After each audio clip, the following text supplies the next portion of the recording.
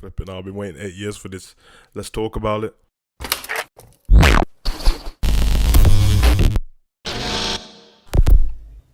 What's good, boys? Your boy Hugo the Savage back again for another movie review. Fresh off the lot, man. I literally finished watching Black Adam about 7 minutes ago. I know I don't usually do them straight after, but I thought I'd get it out of the way because, time moves quick these days and people won't be interested in Black Adam after like a week, So, but yeah, I thought I'd give a quick review on it.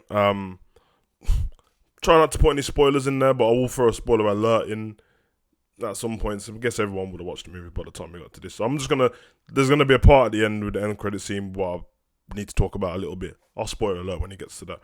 So Black Adam is the story about Black Adam. If I take away the fact that I'm a bit of a nerd and I know too much about it, for the casuals, Black Adam is a guy who's been locked away for 5,000 years.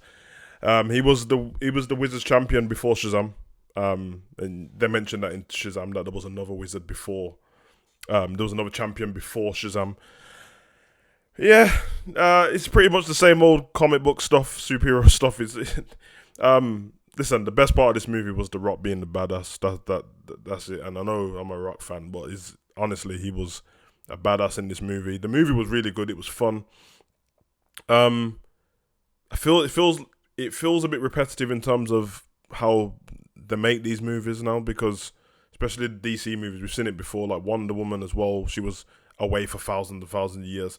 Same here with him being away for 5,000 years. So it's like, it's a fish out of water kind of scenario when they come back to modern day times and things are different. The city of Condor where he was living is completely different now. He was the champion of that place. And now it's completely different. It's modernized and stuff like that. So he had that kind of scenery and lot like Wonder Woman, to be fair. Obviously, usually the hero, he's the anti-hero, don't usually kill people. That's the main thing about it. But he's bound himself as not a hero and is happy to kick ass and wipe bad guys out. And the people of Condor do not go against that. And I'm kind of with them. If this was real life and you was a place that was being oppressed and people and foreigners kept coming into your place, taking minerals and stuff from your land, and then you get a guy who's coming to save you and beat the bad guys up, you'd be happy too. In doing that, what they call the Justice Squad, the Justice Society, the Green Gang, the Justice Society, not the Justice League, the Poundland version. I'd take the mick out of them, but it's Hawkman and Dr. Fate and Atom Smasher and Cyclone, the four people of this, and they are employed to stop him wreaking havoc on the planet. And obviously it's kind of an anti-hero kind of fight thing where they're not actually going to kill each other, but they're trying to stop him from doing it until they find out the real reason of why he wants to do this and what has spurred him on to do these kind of things, what he's doing currently. Because their whole thing is we don't kill people, even though we watch the Justice League kill people. I watched Superman snap up Don's neck. I've seen we've seen people kill people. You know what I'm saying? Even Batman was killing people, so that's fine there. The movie kicks off with one of them narrations, which I didn't like in this because it was the boy who's a character, you've seen him in the trailer. He's a decent character. He's a bit cheesy, I can't lie. Like, nothing against the kid who's playing it. Probably to do with the script, but it's a little bit over the top. If this was the year 2000, then he was doing it, it'd be all happy, yay. But it's 2022, and I thought we moved past that kind of thing. But he narrated the first part of the movie, showing Black Adam in history and what happened for him to become the champion and get locked away and come back after 5,000 years. Feels like the movie to me was a bit rushed because the first hour of the movie, in fact the first half an hour to 45 minutes of the movie crammed a lot in. And I was like, I don't know what's going on here because they've gave us so much and so little at the same time. For example, they didn't really mention anything to do with the Justice Society, about who they are, how they got their powers, what their powers actually are. Obviously, of course, we can see what the powers are in some circumstances in the movie, but it'd be nice to know, how did you recruit this person and why is this person with you? Because they're speaking as if they already know each other from different missions and stuff like that. So that was the thing what put me off a little bit. But apart from that, it was Dwayne "The Rock" Johnson kicking ass throughout the movie. I thought the movie was dope. There's some cool interactions between him and the Justice Society. Bit of comedy in there, the kind of comedy you'd expect if a hero's been away for 5,000 years. So basically, if you watch Wonder Woman, you know what the comedy's going to be like in this, pretty much.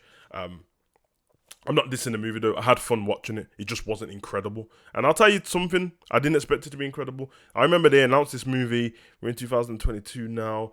I think they announced this movie in 2014. It's 2022. It's 8 years after they announced it. So I gave up. You know what I mean? We had Shazam and in between all of that. So it's fine. The villain in this movie was trash. I'll take that straight off, you know what I mean? Because obviously the initial part of the movie is the Justice Society trying to stop Black Adam, and then they have a common villain, and he's terrible, and he goes away for a little bit, then he returns. The way that we're kind of past people returning now, without giving away too much, a lot of CGI, code word CGI, Steppenwolf, mad color toning, and Power Rangers. If you put all them things together, you'll know what kind of villain this guy turns into. And he gets dispatched very fast. Like when he returns, he gets dispatched very fast. And the fun of the movie was over before they got rid of him. So that's what I got to say about that. And then yeah, you can guess what happens next. And if you haven't watched it, you'll go and watch it. But the rating for this movie, out of 10, I'm going to give it a solid 7 out of 10. It was a fun movie. I wasn't bored throughout the movie. I actually felt like there was too much in there, and the movie probably should have been longer. Clearly, I know how it works with budgeting and stuff like that, making movies longer. So maybe there'll be a director's cut one day where we'll find out certain things had been cut out of the movie. Because it felt like the first 20, 35 minutes were crammed full of stuff, and they chopped it. It probably was like 40, 50 minutes worth of stuff, and they chopped it down to like 20 minutes and narrated it. Didn't really like that part. But apart from that, it was cool. It gave me a bit of like X-Men vibes at the beginning, First Class, and then it kind of moved over to X-Men Apocalypse.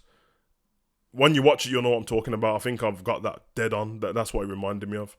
And then any other DC movie, but they are getting better of continuity and bringing stuff together, which I like. I like the fact that things are more connected now.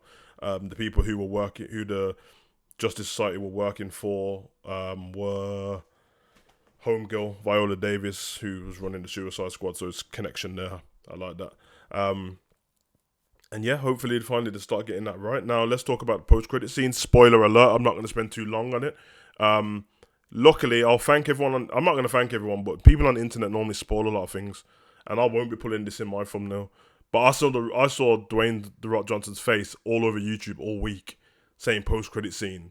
Luckily, you couldn't see what was going on in that post-credit scene on the thumbnails, but I'm normally like, oh wow, I kind of gathered from all the stuff on Twitter and Comic-Con and people asking The Rock loads of questions about could you think he could beat Superman, or you think Superman came back. Basically, Viola Davis's character, I can't remember what her name is again, she basically said, listen, we tried to lock you up, it didn't work, and that, so you're in your own prison now, you're in the city of Kandor, and you got to stay there, step foot out of this city and we'll get rid of you.